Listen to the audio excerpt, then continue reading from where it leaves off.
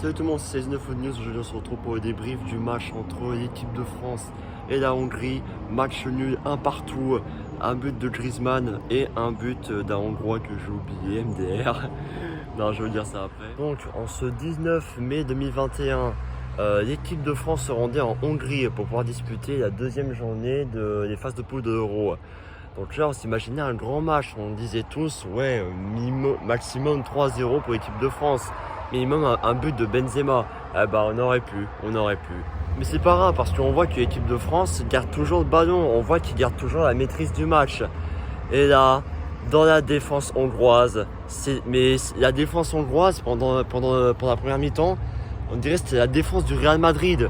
Il n'y avait aucun ballon qui passait, aucun ballon passé dans la défense hongroise.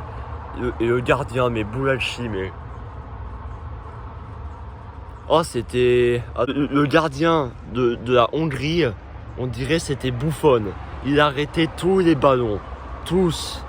Il les arrêtait tous. Il les jetait tous, voilà, et il les repoussait tous. C'est pas grave parce qu'on voyait que l'équipe de France avait envie. On voyait qu'on avait toujours la maîtrise du ballon, on maîtrisait toujours l'attaque, le milieu et la défense. Mais quand c'est devant le gardien, comme d'hab, tout plus rien ne va. Eh ben voilà, par exemple, je vous mets une situation. Imaginez, le champ est ouvert. Kylian Mbappé fait un centre magnifique pour Antoine Griezmann. Griezmann, qu'est-ce qu'il fait? Il fait un geste du pied pour juste se ralentir un peu. Et Benzema, qu'est-ce qu'il fait? Il fait une reprise de volée, la plus dégueulasse qui soit, extérieur du pied, et le ballon part directement à l'extérieur du poteau, ça sort en sortie de but. Et bon voilà, on aurait pu avoir un but beau pour Benzema. Et c'est à ce moment-là que l'équipe de France, ils ont, on va dire, abandonné l'envie de marquer. Parce que là, tout se résumait au milieu de terrain et à la défense. Les Hongrois, dès qu'ils avaient le ballon, ils fonçaient. En une passe, ils étaient dans notre camp. Nous, on fait 10 passes, on galère à mort. Alors, là... On arrive à la mi-temps, donc du coup on se dit ok, tout se passe bien. Et là, un long ballon piqué. Et là, désertement de défense. Raphaël Varane, il voit le ballon. Il hésite à mettre ce pied. Il voit Fiola qui prend le ballon. Il hésite à tacler. Et là, Fiola, il prend tout son temps pour tromper Goloris et à marquer le but avant la mi-temps. Voilà, bravo aux Hongrois, mais franchement la défense... Donc voilà, mi-temps 1-0 pour la Hongrie. On se dit c'est pas grave, on a une deuxième mi-temps, on a 45 minutes en plus, on peut donner mieux. Eh ben non, les Hongrois, ils se donnent à fond. C'est le match de leur vie, les champions du monde face à eux. Et ça se voyait qu'ils avaient envie. Rien qu'à la réaction de fin du match, quand les mecs, je vais citer après le but de Griezmann, les mecs après le match, ils se serraient tous dans les bras. Boulalchi, ils n'en pouvaient plus, ils criaient de joie. Mais juste envie de dire, vous pouvez crier de joie si vous aviez gagné, bordel de merde. Donc, revenons sur le but français, donc vers la 66e minute. Coup franc pour les Hongrois. Coup franc bien tiré. Ça part dans les gants de Goloris. Et Goloris, long dégagement. Les deux défenseurs hongrois, ils hésitent à y aller. Ils ne savent pas, est-ce que c'est toi, est-ce que c'est moi, est-ce que c'est toi? Ils ne savent pas. Kylian Mbappé, il attend de prendre le ballon. Il attend de dribbler le défenseur hongrois, de faire un super centre à ras de terre vers Griezmann.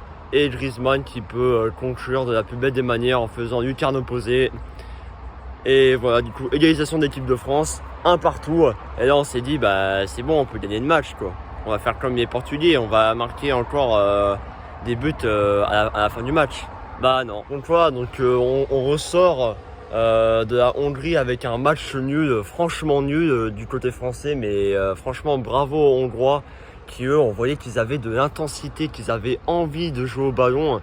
C'était pour eux leur match de leur vie, limite c'était la finale de l'Euro pour eux. Et ben voilà, eux ils ont tout donné. Nous limite on jouait comme si on jouait contre je sais pas, genre contre la Corée du Sud, tu vois. Alors, les Coréens ils sont nuls. On jouait comme si on jouait contre eux, quoi, voilà. Limite c'était un match amical. Donc personnellement pour mes tops, bah je mettrais Loris, c'est sûr, parce que Loris nous a sauvés beaucoup de fois. Kanté, Pogba et Griezmann, Mbappé, voilà. Après, pour les flops, bah, je mettrais Varane. Varane, franchement, j'ai trouvé décevant, mais vraiment ultra décevant. Pavard un petit peu parce qu'on voyait que il était pas vraiment dans son match. Kimpembe et Benzema. Voilà, parce que Benzema, il avait des occasions en or, mais non, il peut pas mettre ses ballons au fond des filets, comme si c'était compliqué. Voilà. Donc, mis à part ça, ce soir, Portugal-Allemagne. Donc là, c'est le choc de ce soir. Je miserais pour un petit 2-1 des Allemands. Voilà, donc j'espère que les Allemands vont gagner. Et franchement, là c'est simple, hein. Si les Allemands ils gagnent, ça va se jouer entre nous et eux pour la dernière journée. Parce que là, si on perd face au Portugal, et si les Allemands gagnent, bah c'est bon, c'est fini pour nous. Adieu l'Euro, on termine 3ème et du coup, bah, c'est Portugal et l'Allemagne qui sont qualifiés. Voilà. Encore un mauvais choix. Bref, du coup, on verra la dernière journée qui se passe, je crois, la semaine prochaine ou ouais, je crois que c'est la semaine prochaine, oui. La semaine prochaine, bah, j'aurai le temps de réviser pour mon oral de français. Putain, je vais galérer. Je passe ce 29, donc souhaitez-moi bonne chance. Et sur ce, on se voit très bientôt pour un prochain débrief sur Foot News. Sur ce, je vous dis à plus. Ciao.